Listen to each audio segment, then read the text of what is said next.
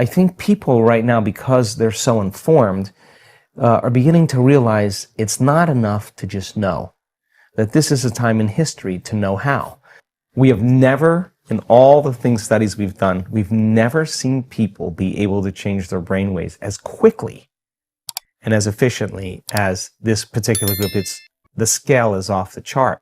80% of our participants had a more than 90% change in their brain for the better in 4 days, to create more heart coherence so that you can self-regulate your emotional state independent of what's going on in your outer environment.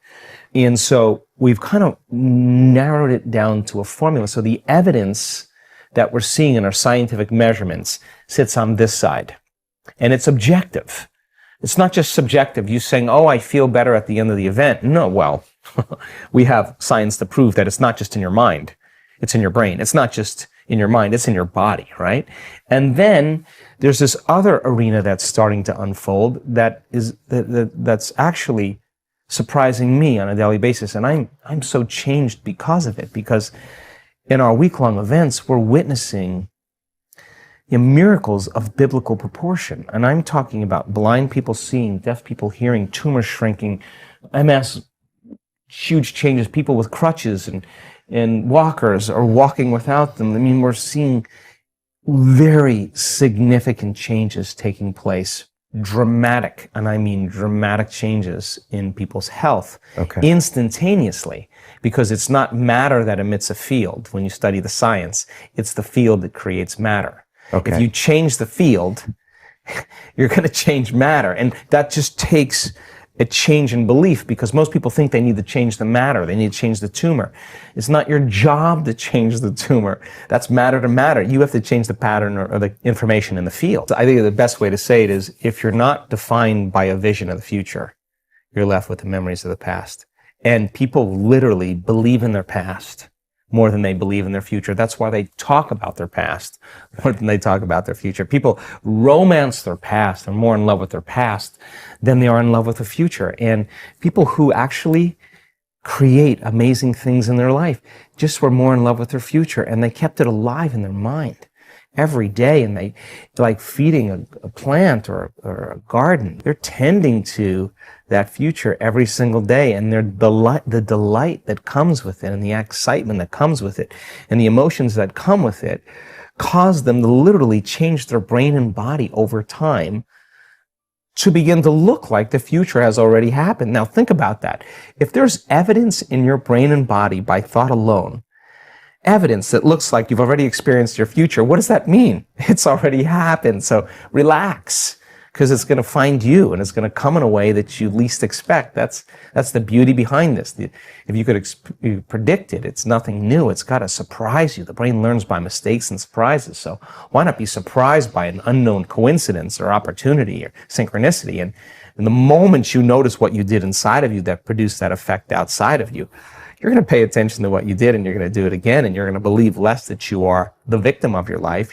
Someone or something is controlling your feelings and thoughts. So all of a sudden, realizing your feelings and thoughts begin to create an outcome in your life. I think that experience then causes a human being to feel empowered. They start to believe in themselves more. And I think when we believe in ourselves, I think we believe in possibility. And when we believe in possibilities, I think we really believe in ourselves. And getting people to that point, to realize that nobody's excluded from this. You can't tell me any longer that you're too old to do this. We have brain scans of people in their 80s that will blow your mind, and they could be watching. You always focus on a future of yours. And by doing that, you can start healing yourself in all ways. You can't tell me you're too sick to do this work. I've seen super sick people with 50 brain tumors turn their life around. They have no brain tumors, 50 brain tumors.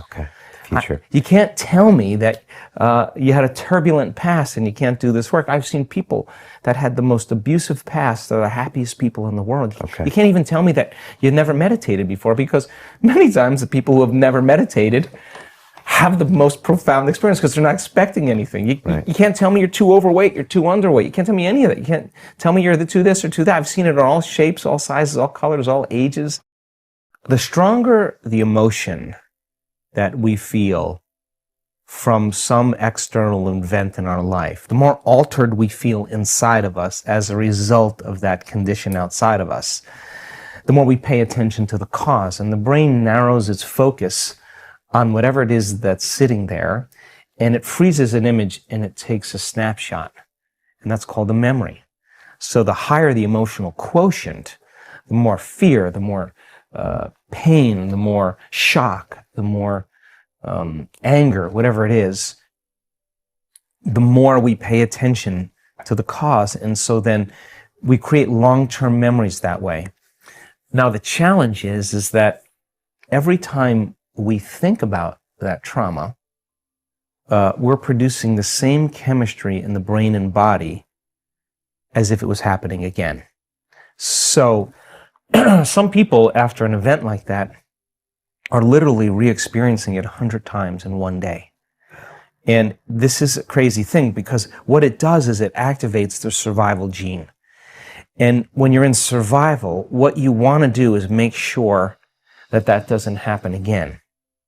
So what you start to do unconsciously is you start to begin to forecast what you'll do if it happens again, right? And you start selecting a worst case scenario in your mind. And then you think, well, what if this happens? What if that happens? And you start to even make it even more, you get more creative, right? And every time you do that, you start experiencing the emotion of that future based on the pain of your past, the fear of your past, the anxiety of your past, the depression of your past. And so the person's conditioning their brain and body into the past, and at the same time, they're literally bracing themselves for the worst case scenario in their life. Because in survival, if you prepare for the worst, there's better chances of survival. And you could have 10 really great things go on in your life, and you could have one bad thing, and you keep focusing on that one bad thing because you got to be prepared for it happening again. So people unconsciously then spend their whole life looking around the corner, waiting for it to occur, and they're on guard. Now, that's not a conscious process. For me, it's never about the event. The event is incidental. It's about the emotion. Right. So then when you start lowering the volume to that emotion, and you teach a person how to get beyond their analytical mind, enter the operating system where those subconscious programs exist, change their brainwaves, and begin to make significant changes. When they start making those subconscious changes, they're less reactionary. You teach them how to find the present moment. You teach them over time the tedium of returning back to the present moment and managing their attention, managing their energy. And you are literally training an animal that has really poor manners. The body's been just conditioned to be like a feral animal that's in survival. But when you start working with it and you keep settling it down, you're breaking that conditioning response, and you're telling it it's no longer the mind of anger, that you're the mind. And then this is where David starts slaying Goliath. This is where every time you start doing that, in the beginning it takes a lot of effort and a lot of energy. But if you keep practicing, we have so many brain scans to show so many people healing from anxiety and depression. You can't be anxious if you're in the present moment. You can't be depressed if you're in the present moment. You're in the present moment. You're not thinking about the future or the past, and you start managing that world. Then the body that's holding on to that emotion, when it finally gets trained, like training an animal to sit. If you're working with it, sooner or later, if you keep telling it and training it to sit, sooner or later it's going to acquiesce. Sooner or later it's going to surrender to another mind. And when that happens, boom, there's this liberation of energy.